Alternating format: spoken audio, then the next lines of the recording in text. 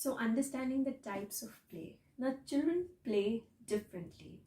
Now the first one that we need to understand is unoccupied play. So when I talk about unoccupied play, the child could just be sitting by the window or in their buggy or just by walking. The child is just looking here and there, just glancing around, but predominantly not with any thoughts in the mind. So we say unoccupied play. Second is solitary play, and this is something that many parents worry about when it comes to neurodiverse children, that children would just be occupied in their own toys, and if they have cars, they're just going to be, pushing the cars back and forth or just spinning the wheels, etc. The next one is onlooker or spectator play, and this is something that every child learns from.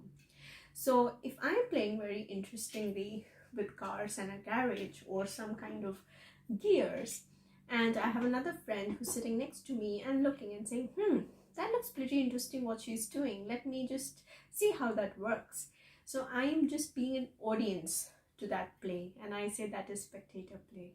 And many children do that. I'll give you a classic example in our Indian households when our helper or aide comes home, and the first thing that they pick up is the Indian broom or jhadu, as we say, and then usually our kids just run up to them, pick up that jhadu, and they don't want to let go.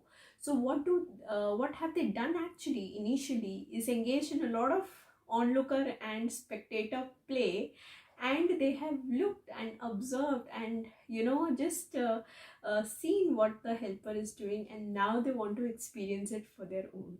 So this would not have been possible if they would not have engaged in spectator play. The second one is parallel play. So this is also something that neurodiverse children do, where you have some children sitting at a table and you have art materials laid down, and they're just coloring and just being happy. They may exchange crayons here and there, or just look at each other. Okay, your work is so you are like coloring a butterfly, maybe I should color my butterfly blue too, something like that. But they don't engage in any kind of conversation. There is no interaction taking place, so each of them doing their own stuff but engaging in parallel play. The next is the associative play, and something which we mothers really want our kids to engage in, and we take it for granted that it is going to be so easy for our kids to do so. So the associative play is, if I have a big box of like gears or blocks, the children are just sitting together and just oh, I want the blue block, no, I want to put my green block on the blue block, I want yours, I want this.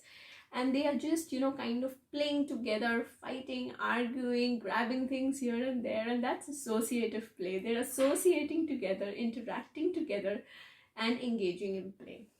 And the last one is cooperative play. So this goes to a little higher level of thinking, and you see this mostly in kids who have evolved through all the types of play, where cooperative is like you are playing maybe a game like hide and seek or chore police, or you're playing board games like snakes and ladders. So you wait, you have 3 or 4 different kids sitting together at the table playing a board game together, and they're waiting, turn taking, they're sharing, they are strategizing how to play it, how to get more numbers, rolling of the dice and all of that, and that comes under cooperative play.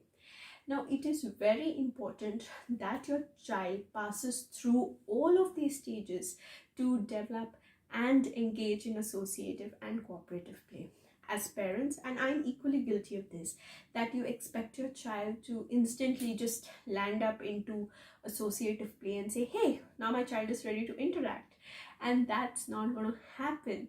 So initially, as a baby, your child was engaged in unoccupied play. The child would just look at the staring, at the ceiling, they would just look at the fan, etc. And then they would do solitary play, where they would do the rattles and they would just look at their hands, etc. And then it would be the onlooker play, where they're just looking at you, finding things interesting and all of that. So that noise in the background is my son engaging in a lot of solitary play right now with blocks. So please